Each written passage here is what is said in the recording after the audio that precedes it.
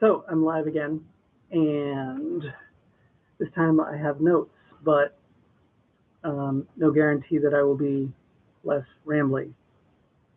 If anything, I might be more. So my first live stream ever was a couple weeks ago when the news was first released that Neil Peart died. And I was surprised by how hard that hit me, which I guess is a little surprising considering how I listen to Rush all the time. And there are definitely Rush albums that I don't listen to as much, but Rush is certainly, I mean, one of my favorite rock bands, if not my favorite rock band, right? But I had grown away from Neil's approach to drumming. And in the last 2 weeks since listening to more Rush, specifically paying attention to Neil's playing, and not just Neil's playing, but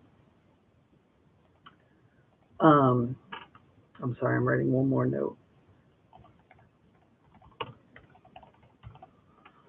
Not just Neil's playing, but hi, Fernando. So not just paying attention to Neil's playing, but or Rush, but also paying specifically attention to Neil Peart's playing as a rock drummer and as an exciting, creative, and valid drummer. And what do I mean by that? So when I was 17, I had been marching in drum and bugle corps for basically 10 years. And drum and bugle corps is, like marching band, it's you rehearse for the whole year to do 10 minutes of music that are exactly the same over and over and over and over and over again. And the whole goal is to play this 10 or 12 minutes of music with no mistakes. And so it is the height of through composed music. You're playing exactly the same part as, a bunch of other people. And so if you make a mistake, everyone's going to know. You have to, there literally can be no improvisation, right? And so when I was 17, I was a teenager, and I was a teenager that had a lot of stuff going on when I was a teenager. And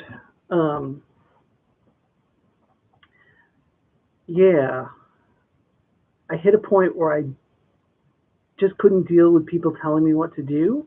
And it was partly because I was a rebellious teenager, but also partly because I felt like I had been not served well by the people that I was listening to. And whether or not I was isn't really important.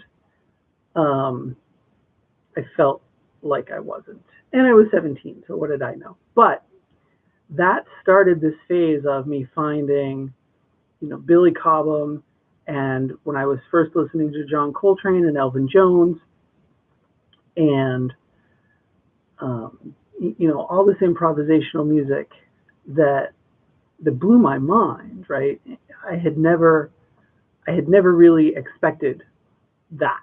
And so I had a hard shift away from through composed music in general, and especially Neil Peart, because his drumming was, as opposed to most drum set drummers, right, who pretty much when you come up with the beat for a song, then you improvise your fills, and if the feel is basically the same from night to night, that's cool, right? Well, that wasn't cool for Neil. Neil wanted to write parts for his songs, and he wanted the songs to be the same every night because he wanted to make sure that he was giving people a good show.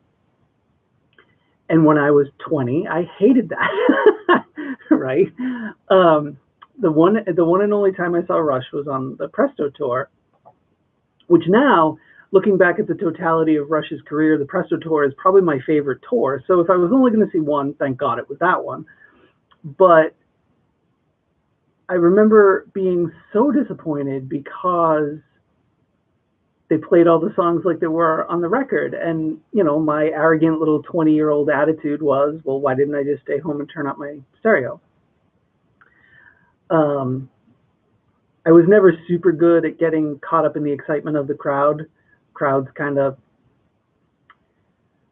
when a crowd is all feeling the same thing like that, it spooks me out because of I'm very empathic. And so I feel that energy, and it can not always be a positive thing. Anyway, so saw Rush in 1990, was totally disillusioned and confused too, because like I say, there was never a point where I've felt like, oh, I don't like Rush. I would go through moods where I was in more of a Rush phase or less of a Rush phase. But so that was when I was 20. When I was 24, I went to Berklee College of Music in Boston, jazz school, right? And I pretty much decided, for a whole host of reasons, that the thing for me to do was study traditional composition and try to be Beethoven instead of pursue drum set a lot at Berklee. And do I regret that? I learned a ton at Berklee. I had a great time while I was there. I said it was the happiest place on earth, right, as opposed to Disney. But I certainly didn't do anything to further my drum set career. And at the time, I was dealing with a lot of anxiety, and so I didn't meet people. You know, I've always been able to chat with people enough to get them to leave me alone, if that makes sense, right? Like, I'm sure most people take me as pleasant, but especially when I was younger, I had a lot of tricks that I would do to subtly let people know that I was trying to not talk to them and get away from that, right? And that's terrible as a musician. I pretty much literally made no contact at Berklee.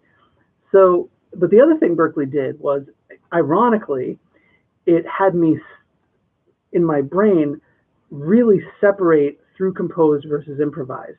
And through composed was okay when you were playing marimba or when it was classical music or piano or whatever. But if I was playing drum set and it was band music, right, I still wanted it to be very heavily improvisational, right? I was very much into Mahavishnu at this point. I discovered Dixie Dregs when I was like 18. Ironically, they're pretty through composed, although Rod Morgenstein is heavily improvising through almost all their stuff. And then, so that like split my brain, right? And I got even more entrenched in, hey, when I play drum set, I want to improvise all the time. In 2000, I formed Hyperspace with Steve Marchena and Chris Urban.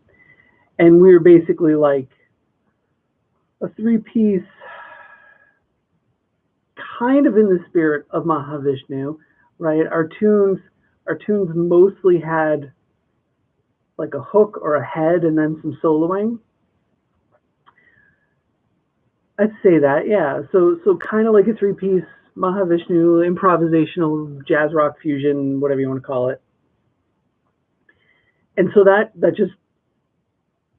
kept me going, right? I had no reason to even consider, hey, maybe I should write the drum part.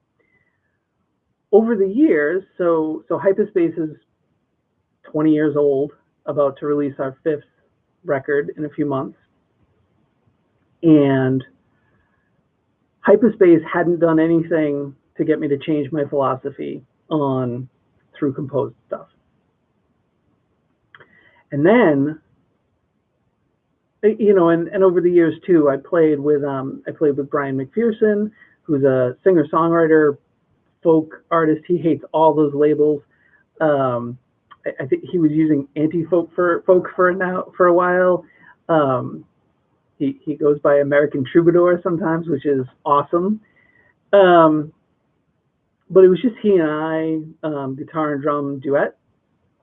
And he Yep. Yep, Brian. Oh yeah, his stuff was very emotional and very, there were drum parts, but this tune has this groove, but it was very improvisational, right? It was highly reactive. And I've done a few records over the years for recording projects for people, and those are just by their nature pretty improvisational, just because you need to, get in, get something that works and nail it, and then get out. I mean, I even did a Patsy Cline musical, and even that was, for a musical, it was terribly improvisational, right? I mean, I had a book, but the music director was pretty much like, yeah, do what you want that makes sense, basically, right? And then we agreed on parts, but from night to night, there were certain things I could change up, no problem. So then Neil Peart dies almost 3 weeks ago. Well, no, 3 weeks ago today, I guess. And I started listening to a ton of Rush. And this ties back, there's going to be some timeline stuff that switches around. So this ties back to me seeing Stephen Perkins at PASIC this past year. If you don't know what PASIC is, the Percussive Art Society International Convention. It's what it sounds like. It's trade convention for drummers. And it literally is the best thing in the world. But I saw Stephen Perkins from Jane's Addiction and lots of other stuff too.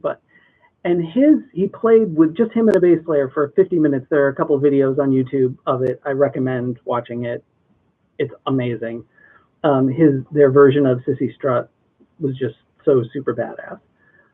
But I remember watching him and thinking, and kind of having it dawn on me that I was ashamed, maybe not ashamed is too much. I felt like if I was just a rock drummer, that I was just being a rock drummer, right? In drumming world, rock drummers are kind of looked down upon, especially by jazz drummers. But nowadays you're supposed to be all around. And I mean, I went to Berkeley. I can passably play jazz. I mean, I'm never going to sound like someone who grew up playing the music or who lived the music, but I can passably play jazz. And I can certainly play, country and pop and hip hop and all that stuff. But I mean, down here, when it came to the drum set, I grew up listening to Neil and John Bonham, and yet for the last 30 years, I've kind of fought against just being a damn rock drummer, right?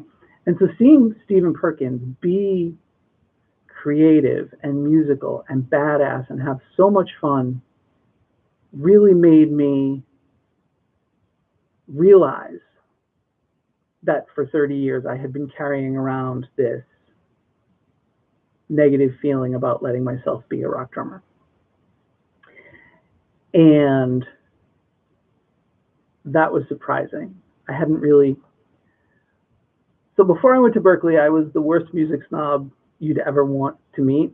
A lot of people who aren't music snobs go to Berkeley and then come out of Berkeley as music snobs. I kind of had the opposite experience. I went to Berkeley a music snob, and I came out much less of a snob. Apparently not completely unsnobbed, because I think part of my reaction to Neil in the 90s was that of a genre snob, right? Like he was a rock drummer, and he was playing the same part every night, and he wasn't doing these things that all these other drummers were doing, and so that somehow diminished him. So there was that. And now I'm going to back up and do a shorter timeline of some other things that have been going on in my head. So on YouTube and definitely on my Facebook, I've alluded to the fact that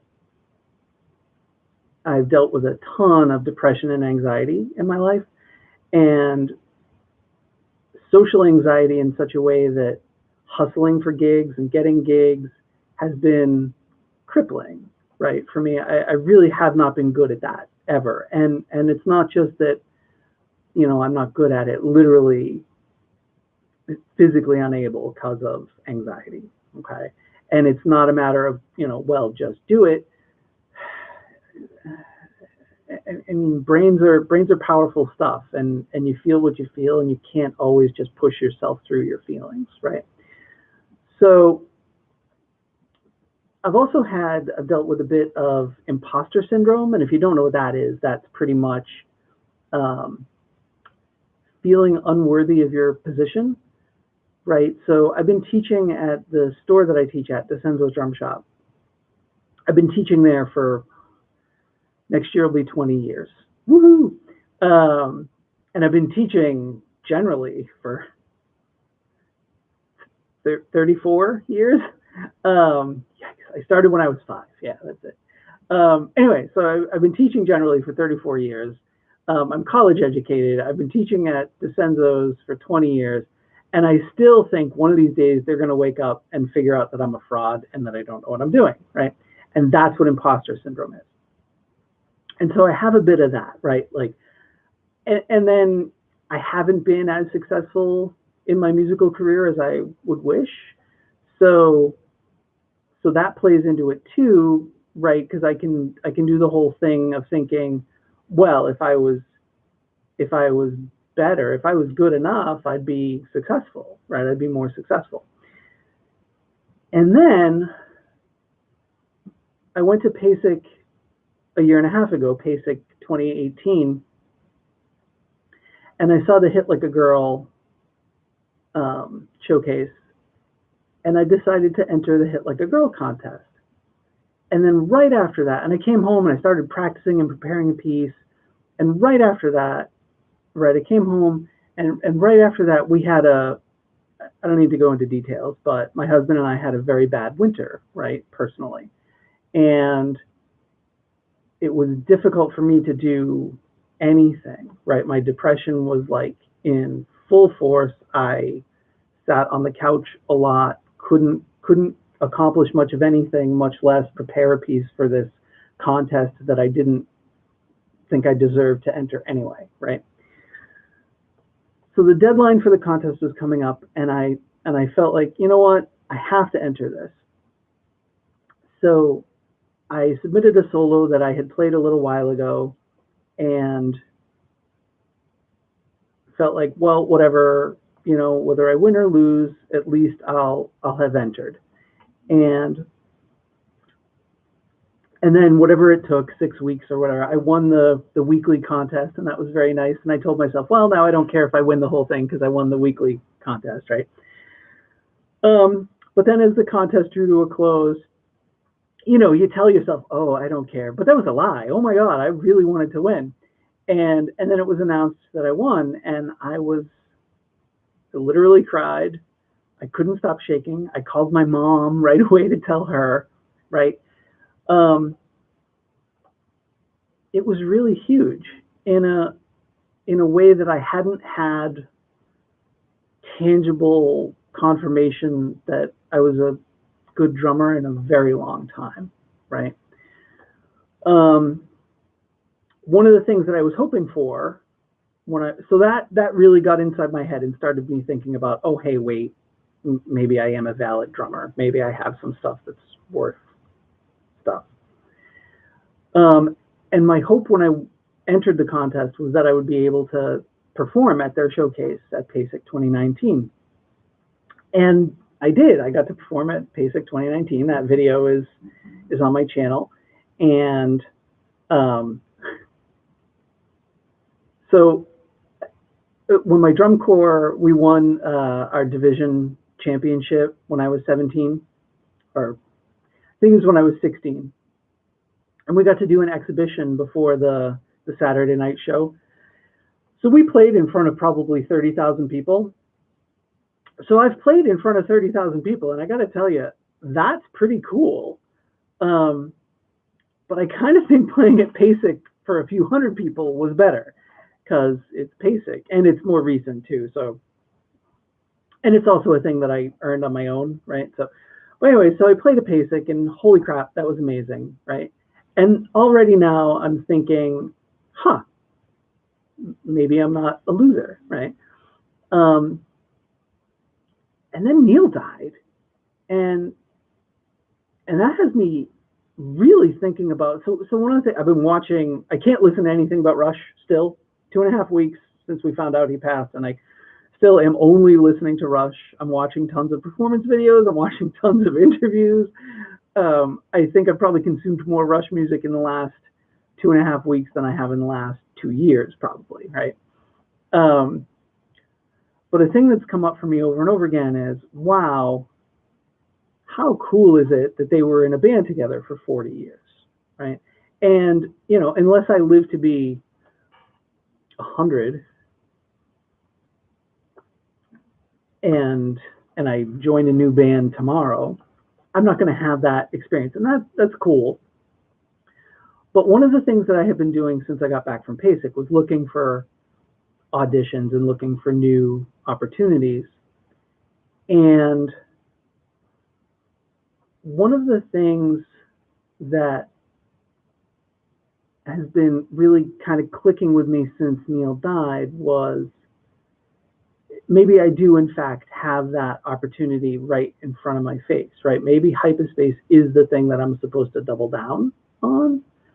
I wrote notes, so let me make sure if I'm not missing anything. I'm doing this much more linearly than I expected to. So I think mostly I got it all. Yeah, so we're at this point. So there's this thing that I've been thinking about what kind of career do I want and what kind of career am I capable of having, right? I'm friends with a lot of people on Facebook who, you know, they're in the studio all the time, or they're flying from gig to gig, or they're with this band one night and they're with that band the next night, and they're hustling constantly, and there's definitely a part of me that's envious of that lifestyle. There's something very cool about having 100 things on your resume, you know, played with so-and-so and played with so-and-so and played with so-and-so and so-and-so. All those so-and-sos are like names that you know and you recognize. You go, oh, that's cool. They played with so-and-so. And Neil, like, his resume isn't that, right? Neil's resume is like, yeah, I did some stuff and then drummer for Rush for 40 years, right? And it makes his career very different than the hustling, jobbing drummer. And certainly not everybody gets that I'm in one band for my whole life story. But even though hyperspace has been, let's say, underground, right? We certainly haven't had like a popular breakthrough or anything, but we've made 4 albums and we've toured a bit and we've played shows, and this is our 20th year. And it just makes me think that maybe the thing to do isn't to put so much of my time into hustling for other bands, which I am definitively bad at anyway, but rather to double down on making hyperspace a thing that works, and double down on making my teaching and my web presence a thing that works, right? For some reason, y'all seem to like me on the internet, and so that it seems like I do well, and hustling for gigs, it seems like I don't do well, right? So maybe it's time to just focus on the things that I am having positive reaction to.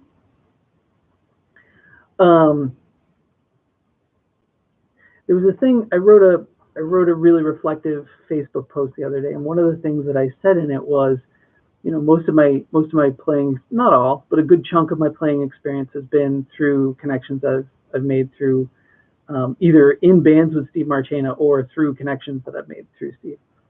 And,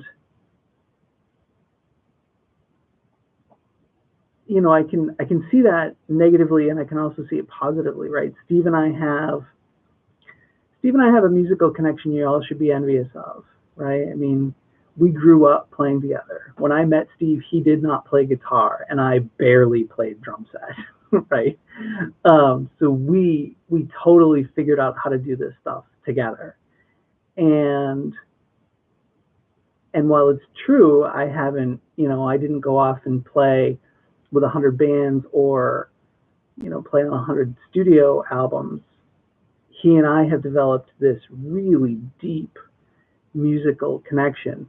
We played a Patsy Cline musical, and we played in a jazz trio, and we played in a few different instrumental fusion bands, and we played in progressive rock bands, and we played in a Led Zeppelin cover band, and 2 Led Zeppelin cover bands. So there, and we've done all this stuff together.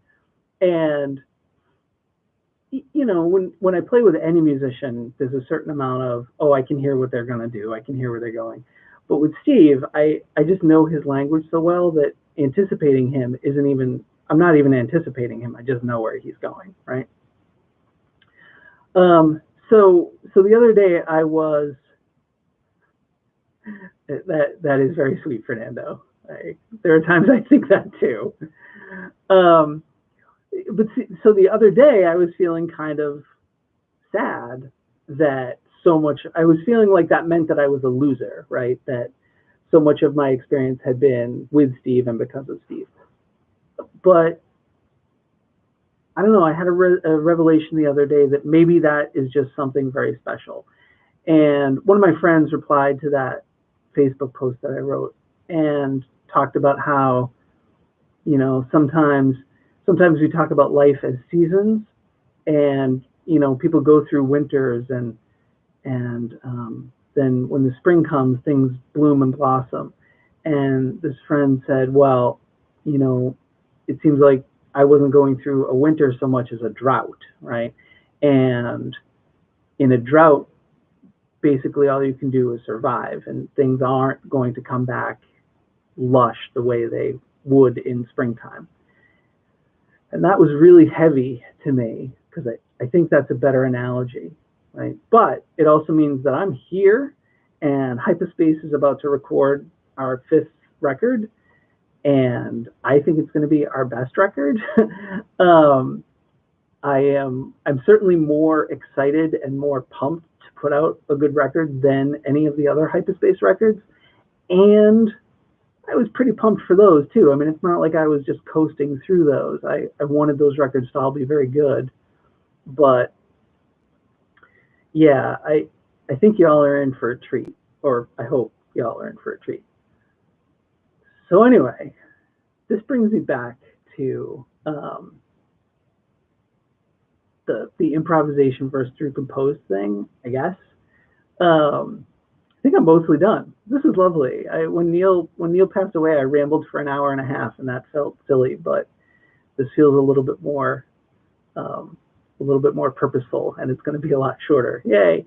But so now I'm preparing this Hypospace record. I think I'm going to change my approach. That's been my approach for about 30 years. And I'm not going to write the album note for note for the drum part the way Neil would, right? Hypospace songs have some improvisation. There's no way that I could through compose a drum part.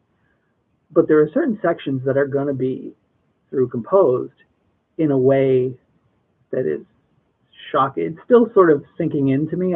This has been, growth is a constant process, right? And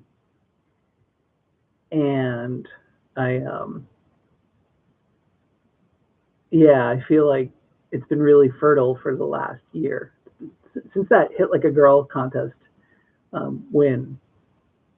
My life didn't change overnight, but that really feels like the spark that started a lot of things happening. So yeah, I'm fixing to steal some Neil licks for the through composed bits. I don't know if you know there's that fill from Time Stands Still, the last big fill that's like just like around the drums. Yep, that one. I even know where it's going. We were rehearsing the other night. I was like, oh, that's where that fill's going. Um, I'm also thinking of getting like cowbells and temple blocks, and I want a mallet cat and a crotale and concert toms, and I'm kind of feeling a little bit like a poser, and I'm trying to I'm trying to decide where the line is between inspired and poser, right? Um, I don't, yeah, because this stuff is expensive to be like, oh, I should get a set of wind chimes that I've never been inspired to use, but now I'm feeling inspired to use. So there's that. But yeah, I don't know. I hope you guys don't mind. I used to blog a long time ago, and I've never. Well, I guess I vlogged for a little while, more about life stuff than drumming stuff, like maybe 4 or 5 years ago. Um, but this is blogging to me was always like, hey, I have some stuff that I want to think about, and it'll be better if I write it down. And nowadays, it's kind of feeling like, hey, I have some stuff that I want to think about, and it'll be better if I talk about it. And for some reason, it's better if I talk about it at the internet. I don't know why. So let me make sure I hit everything that I wanted to hit. Oh, here's a Neil quote that really is feeling. That's another thing, right? Is for a very long time, I've been at least partially complacent in terms of improving myself as a drummer. Like the imposter syndrome notwithstanding, I have kind of felt like, meh, whatever, I'm good enough. I've been really disillusioned, right? When I realized when I was like 20 years old, and I would try to explain to people who the Dixie Dregs were, and I realized that for the rest of my life, I was going to have to explain to people who the Dixie Dregs were and who my favorite band was. And I found that very disillusioning, right? The sort of, oh, the world just doesn't care about good music, right? That kind of disillusionment. And I've sort of carried that forever. And for whatever reason, Neil's passing has inspired me to say bullshit and to say that, no, I'm going to make music that matters. And maybe I'm not going to be, I'm not going to be the most popular person in the world, but I'm going to have some people that get what I'm doing and that appreciate what I'm doing. Rod Morgenstein actually there was an interview he did, and he talked about when the Dixie Dregs took their demo record around to all the record companies when they were just out of college. And the general reaction was like, yeah, thanks, but who are you guys kidding, right? You don't have a singer, you can't dance to this. What even is this, right? And Rod said that their reaction was like, yeah, well, you're wrong. We're going to prove you wrong. We're going to play shows, and people are going to come to our shows, and we're going to build a fan base. And they did, right? The Dixie Dregs released 6 studio records and then a 7th as like a return in the 90s. But in their first run, they released 6 studio records and had a career that I would appreciate, right? If I could have a career like that, I'd be happy. And then even more than that, so not only Rush did a very similar thing, right? Rush totally played by their own rules. They were not record company darlings, right? They played the music they wanted to play, and they connected with an audience. But on the playing side, and this, I mean, in my last live stream when I read all those Neil Peart lyrics, there's so many Neil Peart lyrics that are versions of, Marathon, right? With you can miss a stride, but nobody gets a free ride. You can do a lot in a lifetime if you don't burn out too fast, right? There's this one of the themes that runs through Neil's lyrics is, no matter what happens, you have to keep pushing forward. You have to laugh in the face of life throwing you pain. And when you look at Neil's life, certainly he did that, right? It's like, wow, Neil is definitely a person to try to emulate. on the Stoic resolve, with which he dealt with a lot of the things he had to deal with. But there was this quote that I'm sure I've seen it before, but I saw it again today, and it feels like a call to arms, right? So Neil said, "What is a master but a master student?" And if that's true, then there's a responsibility on you to keep getting better and to explore avenues of your profession. There's a responsibility to get better.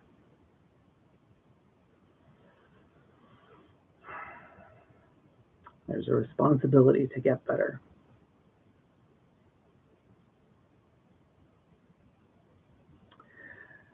That's kind of like one of them Steve things, right? Steve wants to change humanity through his music. And this is sort of related. This is you have a responsibility just because you are good to get even better, right? The fact that you've been given this ability to make this music means you have a responsibility to get even better at it and to figure out ways to be better at it. God bless you, Neil. I'm trying.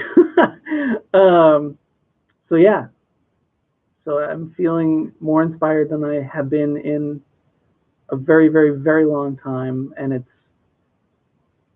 because one of my favorite drummers died.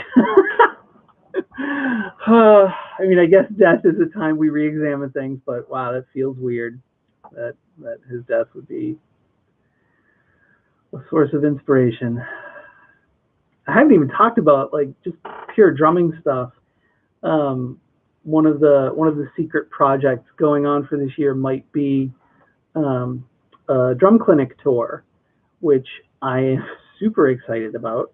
I've had some people express some interest, and I need to gauge exactly how much interest, but theoretically possible that I will be in Europe sometime this spring or summer doing clinics, and that would be super fun. And I want to explore the idea of doing some clinics, not just in the greater Boston area, but also more in the like New England / Northeast area. And that's all terribly exciting. If you're watching me here, you probably have seen my first year of drum lessons series that I'm doing, which is way too much work. What was I doing? I gave myself too much work. But that's super fun. I'm kind of trying to double down on my YouTube stuff, and we'll see how that goes. But yeah, I don't know. There's just so much. It's so weird that I grew away from Neil, and then his passing would grab me so hard. I mean, I guess that's a thing, right? Maybe that's why it did. Maybe if I had been a Neil acolyte for all this time, his passing wouldn't have been like a clarion call. But I feel like Neil Peart's death, like since he died, I mean, this is a very parasocial relationship, right? And if you don't know what parasocial is, that's the way to describe the relationship that you have with a famous person, right? That you have a relationship with them, but they really don't have a relationship with you, right?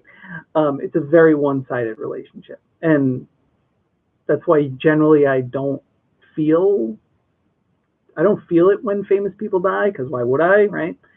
And that's why it's still messing with my head that Neil's passing has hit me as hard as it has. I bought a ton of Rush t-shirts, right? I mean, what the hell, right? But since he passed, I'm feeling this like shake on my shoulder to just like wake up and work harder. And if you want this, you can have it, but you need to just, to quote Steve, you need to double your speed and double your work, and just work twice as hard and twice as fast, and there's nothing you can't change, right? when I was at a retreat with Billy Cobham, he looked me square in the eye, pointed at me and said, if I can do it, you can do it. And when Billy Cobham looks you square in the eye, it tells you something like that. You believe him, right? You take him for what he means. So yeah. Anyway, I think I've gotten to the point where I am like completely rambling. I think I've covered pretty much everything in my notes that makes sense to have covered. Da, da, da, da, da. Yeah. Oh, one last little thing, and this is something that this is going to sound very pretentious to talk about, but I can't help it. Something that's happened in the last year, and it happened before the last year, but I've really kind of noticed it and started to emotionally process what it means in the last year. I have fans, and who knows, some of you might be my fans. Some of you are my friends, probably. And if you're a random person who just happened to walk into the stream, I welcome. But yeah, wow, right? So as much as I had a parasocial relationship with Neil, people are going to have parasocial relationships with me too. That's really interesting. That, right? That feels like a responsibility. Once you know that people are looking at your art and taking it as something special and taking it as an influence, oh, whoa, now, right? Now you owe it to them, right? You have a responsibility to get better. Oh, wow. Okay, so yeah. So I'm going to wrap because I've totally drifted to rambling now. But thanks for listening for this 45-minute blumble. Hey, Fig! No, you can't be a fan and a friend. If you're a friend, you're not a fan. Steve and I have this argument all the time. So there. Friends and fans are definitionally different, right? When I meet someone at a show, so see, you started me rambling again. But if I meet someone at a show, right, and they come up and they say, oh, you know, I love Hyperspace. I've been a Hyperspace fan for 10 years. I love your drumming, blah, blah, blah. You know, that's not a friend, right? That's a fan. Even if then they say, hey, can I buy you a drink? And we hang out for an hour and we chat. And even if I like them and it goes, you know, nicely, we're still not friends, right? And likewise, Fig, you're my friend, and you know, you can appreciate my work, and that's awesome. I appreciate that, but that's not exactly the same thing as a fan, right? And it's funny. I've really developed this concept partly from Neil's concept around this, actually, because Neil was very much on the why would I want to meet someone whose work I like, right? But also from other YouTubers, from mostly political YouTubers, honestly, who have talked a lot about the difference between friends and fans. And I mean, I'm talking about people with like hundreds of thousands of subscribers, right?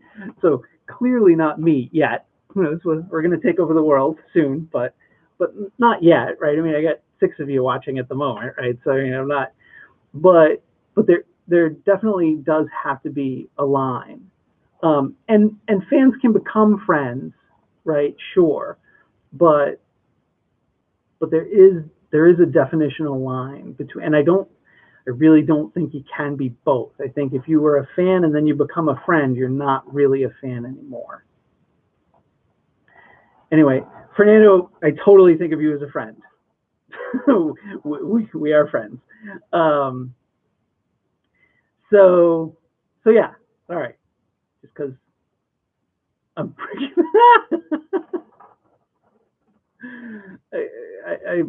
yeah, Fig. I don't know if I care about breaking this mold. Sure, I don't know. Breaking the mold. That's interesting. Yeah, I guess it depends on how you define fan. All I'm saying is I have people that I've never met, never like met in person or talked to online, that later it turns out are fans, and that's really the thing that's like, um, that's really the thing that's kind of making me go, wait, what the hell, right? Um, I didn't realize I had that, and oh shit, I'm gonna cry again. um, I didn't realize I had that, and wow, that's special, and wow, that's important, and I can get a little nihilistic sometimes, which highfalutin philosophy word. Nihilistic just means you don't think anything matters, right? You're kind of like whatever, no big deal, nothing matters. But fans matter, and when you have fans looking up to you and looking to you to produce more art that they can still be fans of, that's that responsibility that Neil was talking about. And that is so humbling, right? So anyway, I was going to go like 20 minutes ago, and then Fig started this thing. Um, I love that you're watching Fig. It really makes me happy. So yeah, I'm going to go. I have no idea what the deal is with these live streams. It seems like this is turning into my new like kind of blogging. So these are probably going to happen randomly when I think of something that's too big to fit in a Facebook comment. And they're probably going to be all over the map. I mean, they'll be drumming and musical-ish, but yeah, they're probably going to be all over the place. So thanks to those of you that are still here. Thanks to those who popped in and left. I understand. I wouldn't always be in the mood to listen to some lady ramble about Peart and her drumming idols for an hour either. And thanks for the 3 likes. Woohoo! YouTube really likes live streams for some reason I don't understand. Whatever. I don't understand the way the way the YouTube counts the quality of your channel or whatever. But anyway, thanks everybody for joining me. I'm going to take off. Thanks for letting me ramble and sort of process some things. I'm feeling kind of awesome and pumped, and I'm feeling like y'all need to look out for the new Hyperspace record. Thinking of doing some orchestra bells even, right? Did I mention I'm in a Neil Peart mood?